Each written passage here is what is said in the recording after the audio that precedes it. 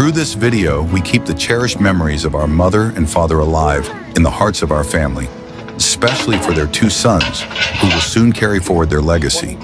We hope this tribute also resonates with our audience and serves as a reminder to treasure each day as if it were our last.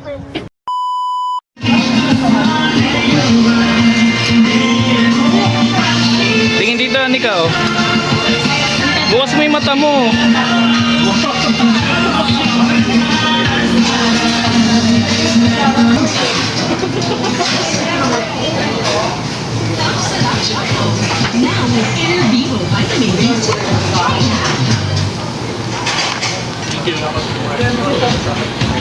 Wow! Marunong ka, Anika? Seryoso? Ako maglalagay. Bakit hindi ko na? Ingat ka. Careful. Oh. So, diba? Ipaubaya mo na kay mama yan. Kailangan na lang din natin para hindi ka ano.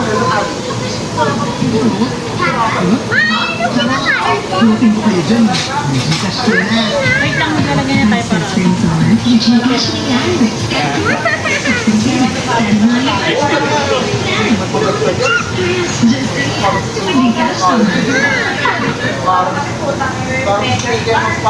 Careful, wait lang.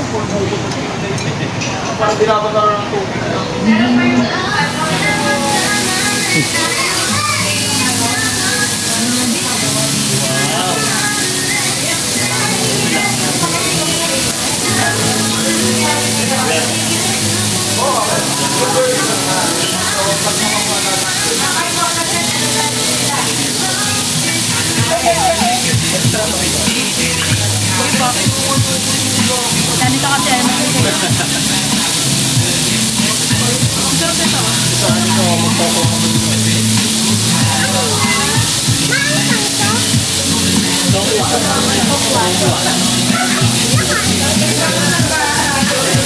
Tuto ako kumain.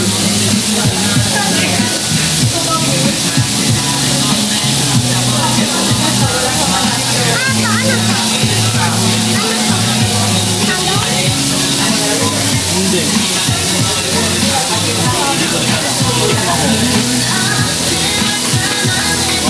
Ipitin mo siya ng dalawa. Yung isang... O, tutorial. Yung sampo ipit. Ipit mo dun sa long finger. Nakuha mo, Anika, kung paano? Okay yung chip. Wala na sunog!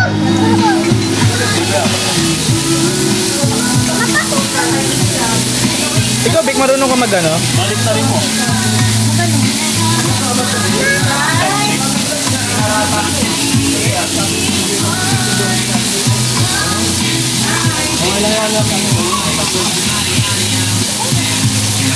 Ano, sibuyas yun. Hindi carrot ko eh. Yung kanina, di ba may parang Ano din siya? Repolyo na. Repolyo din. Ah, sarap ah. Kaya nga eh.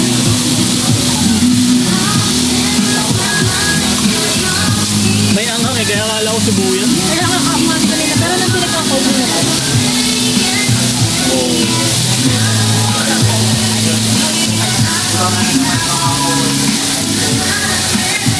Patatas, di ba may hindi ka ng french fries? Ito kayo mo to.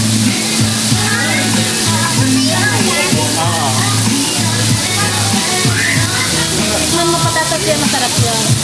Tamis, o, di ba?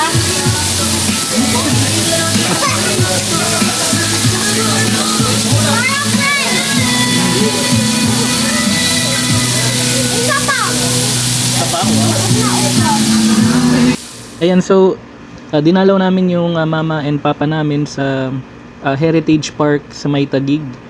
Okay, and then makikita natin dito meron ding ginawang dedication letter si Anika sa lolo and lola niya. Ang nakalagay pala doon sa message is nagpapasalamat si Anika kina mama and papa kasi inaalagaan siya nung baby pa siya. Ayun. So after nun, nag-decide kami ni Nikki, yung kapatid ko, si Anika and si mama, na kumain muna, and napili namin kumain dito sa Premier Samgyupsal. Okay, dito yan sa may Bonifacio Global City, Taguig. Pinili kami kaya napag-focus ng gawang kasi.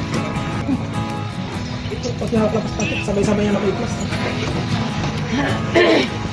Julia Serena Amista, our beloved mother, passes away at the age of 74 on February 6th, 2024 at Rizal Medical Center in Pasig City, Metro Manila. Born in 1949, Julia Amista is a Roman Catholic, a tutor and a devoted housewife residing in Makati City. She is the cherished daughter of Nonato Serena and Felisa de Gala.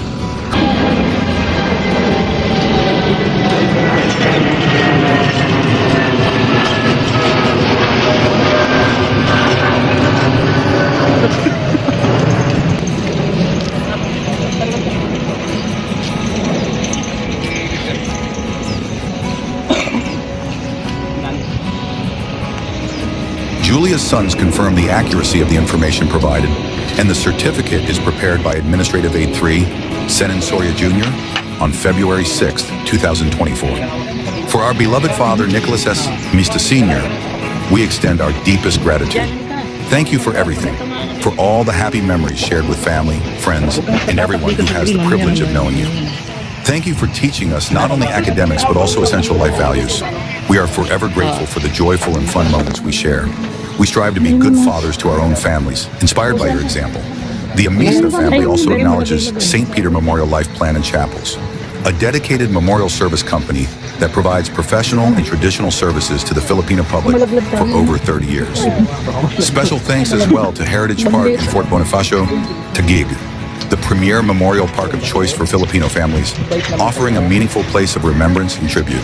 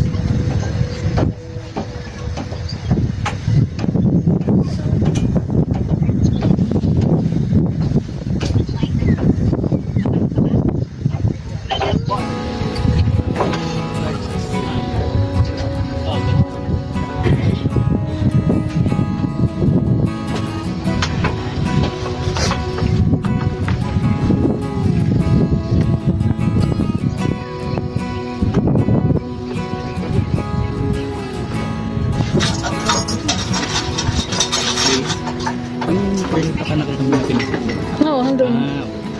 Yung kulay puti? Okay. Ang decorate ng lalagyan.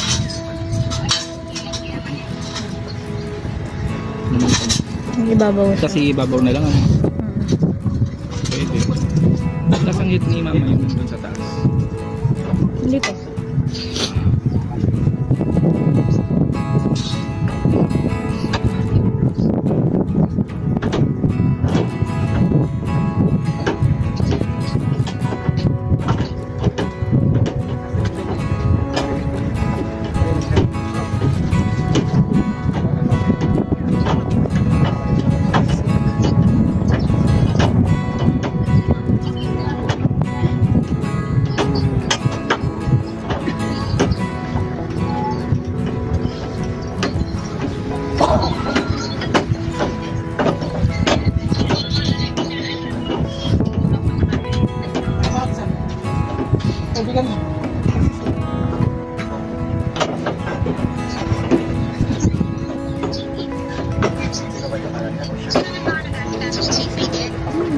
Hindi, dito sa heritage.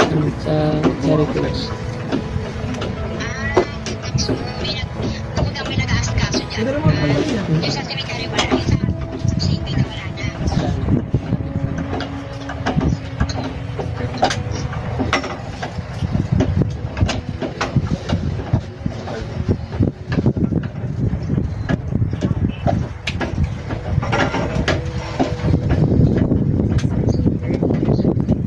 Nasa isang volt. Opo.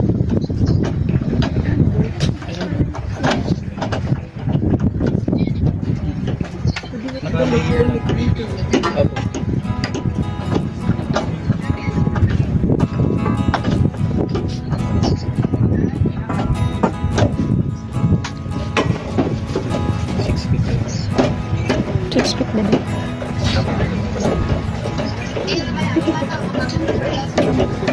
Lalim.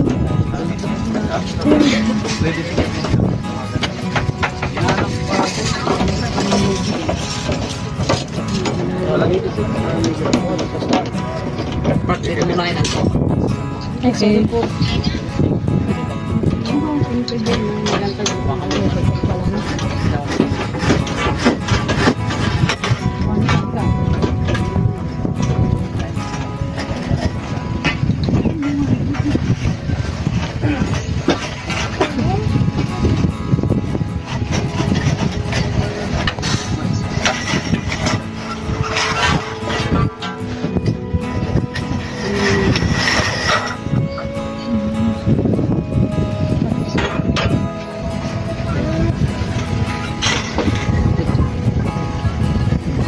Iwakan mo yung baka bigla tumangin. Bantayan ko ni ko. Ayun ang hawak ni mama. Palibot yan. Sabi niya.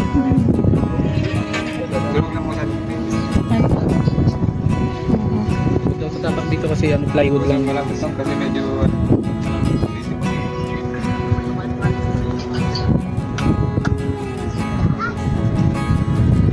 Lali. Lali. Okay. Hindi niya pa alam yung word na malalim.